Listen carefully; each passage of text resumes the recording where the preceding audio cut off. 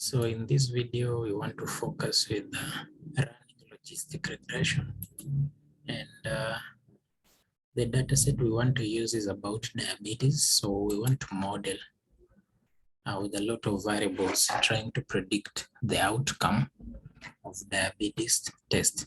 So my data set is entitled diabetes CSV. So if you want to try out and run it on your side, we have a link attached at the description section of this video. So you'll simply click on the link, download the dataset, and download the code as well so that you try from your end. So the very first thing we want to do is to run line, the second line, line number 2, that is actually importing the dataset. So our dataset is stored in our desktop, and it's actually in a folder named Logistic Regression Model. So we are having the code titled as Logistic Regression R code. So the very first thing I want to do is to run the line selected, line that is actually importing the dataset. So we have our dataset imported by simply running line number 2. So the second thing that we'll want to do basically with our newly imported dataset is to know the dimension of our dataset. So as you can see, our dataset is having 768 rows and 9 columns. So having known that we have 768 data cases with only 9 attributes, so we want to see how is our dataset looking like. Okay, which is our variable of interest? So we'll have to check on the head of our dataset. So looking at this, we have, okay, so our code that is checking on the head is this one, so it's running. So basically we have our variable of interest as outcome.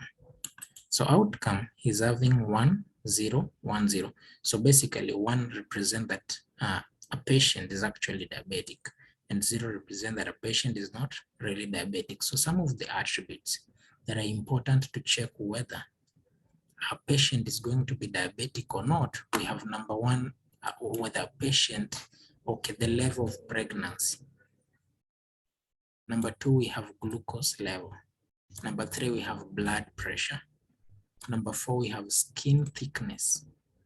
Number 5, we have insulin. Number 3, we have BMI. So you know how BMI gets calculated.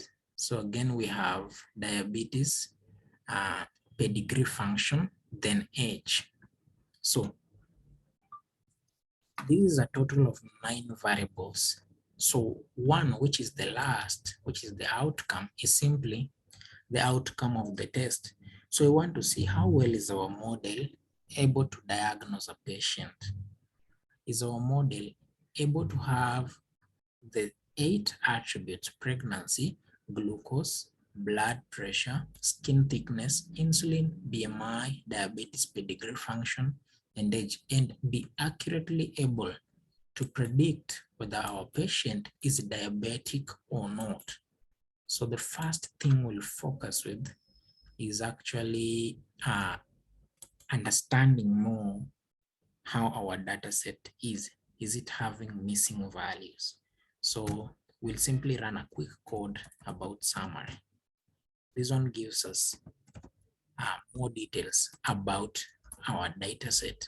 So running summary on this, we'll have descriptive statistics, that is the mean, the first quartile, third quartile, the median, the mean of all the variables. So out of this, we'll also know which of our columns are having 2 categories and what is the distribution of the categories. For example, we know very well that the outcome is having 2 categories, we have not already transformed it into binary, but it is binary in nature. So having a look at this, look at our last variable outcome. We're having the minimum value as 0.00, then the maximum as 1.00. Then we are having the mean as 0.34 and the median at 0. So this one tells you that we have a lot of 0. Many of our patients are not diabetic.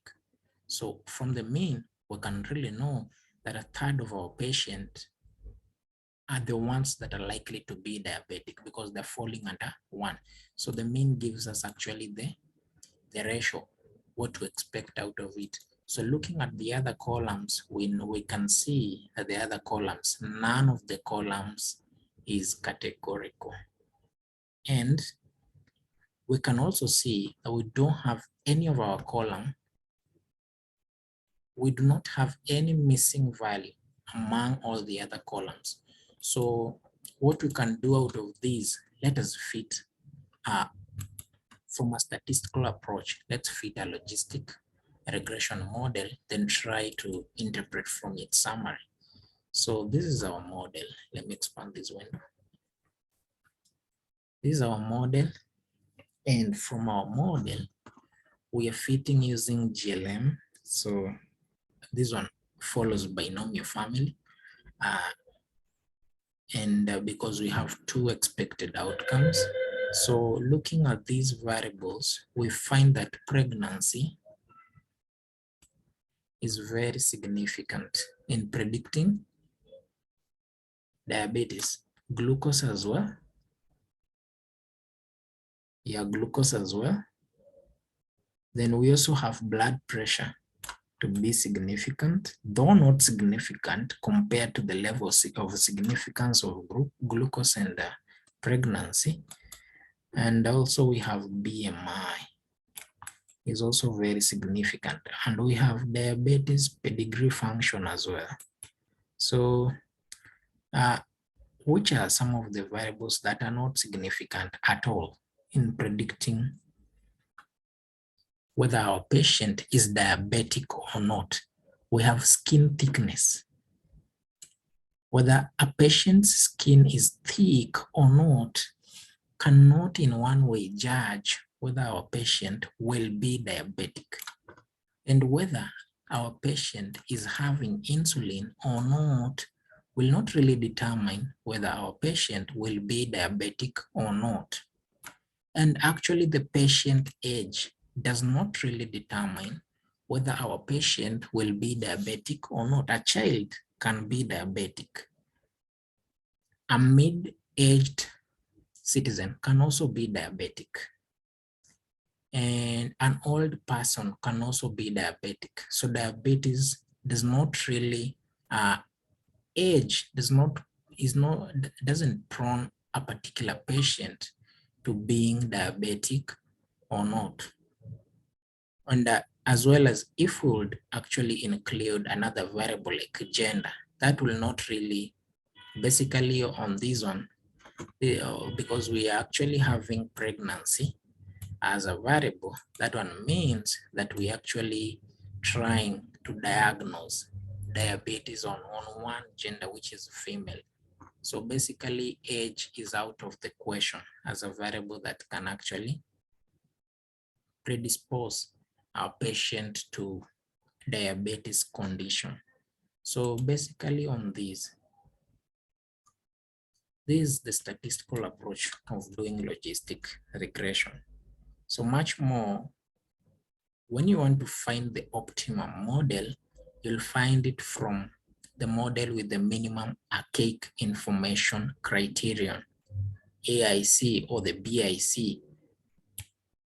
So when you're trying to compare which model after running multiple models, for example, you would actually run the next model by simply omitting